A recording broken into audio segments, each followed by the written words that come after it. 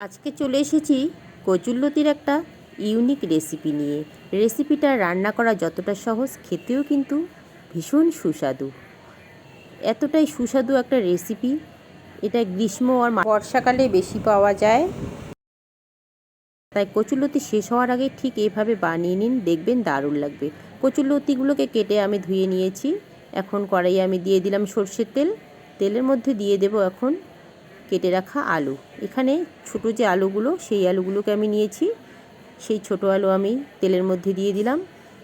এখন আলুগুলোকে কিছুক্ষণ নেড়ে চেড়ে নেব। একটু সময় ধরে আলুগুলোকে ভেজে নিতে হবে।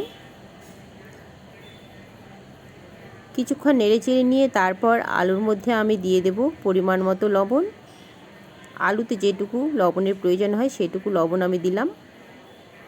লবণ দেওয়ার পর আবারও একটু নেড়ে চেড়ে আলুগুলোকে ভালো করে ভেজে নামিয়ে নেব।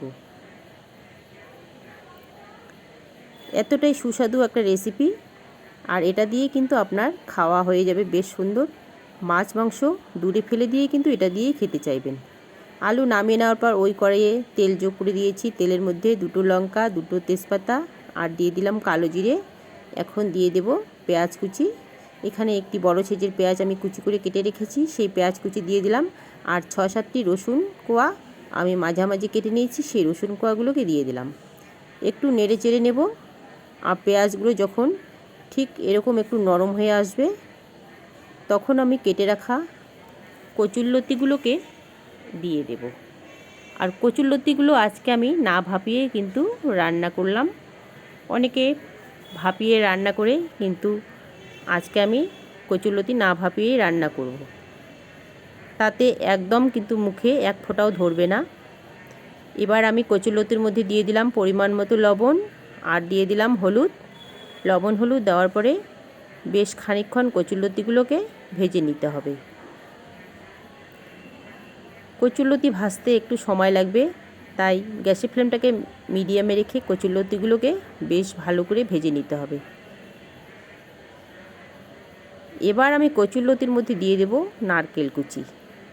আপনারা চাইলে এখানে নারকেল কোড়াও দিতে পারেন, দুটোতেই বেশ সুন্দর স্বাদ আসে।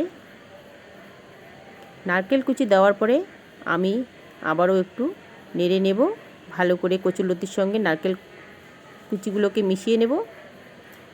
মিশিয়ে নেওয়ার পর এখানে আমি এখন দিয়ে দেব কিছু বাটা মশলা। প্রথমে দিয়ে দিলাম কাঁচা লঙ্কা বাটা। এখানে 7টি কাঁচা লঙ্কা আমি বেটে নিয়েছি, সেই লঙ্কা বাটা দিয়ে দিলাম। আর এখন এখানে আমি পেঁয়াজ বাটা, রসুন বাটা, আদা বাটা ও জিরে বাটা নিয়েছি, সেগুলোকে একসঙ্গে করে দিয়ে দেব।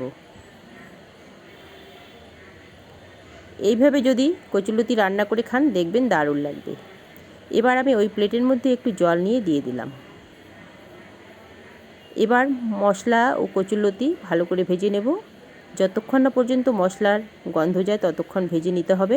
তার আগে আমি এখানে দিয়ে দেব ভেজে রাখা আলুগুলোকে।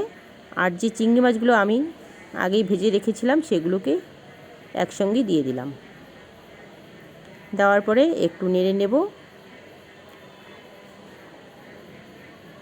কিছুক্ষণ নাড়তে নাড়তে কিন্তু কচুরলতি বেশ সুন্দর আমার ভাজা হয়ে গেছে। এখন আমি এখানে 1 চামচ লাল লঙ্কার গুঁড়ো ভিজিয়ে রেখেছিলাম, সেই লাল লঙ্কার গুঁড়ো দিয়ে দিলাম।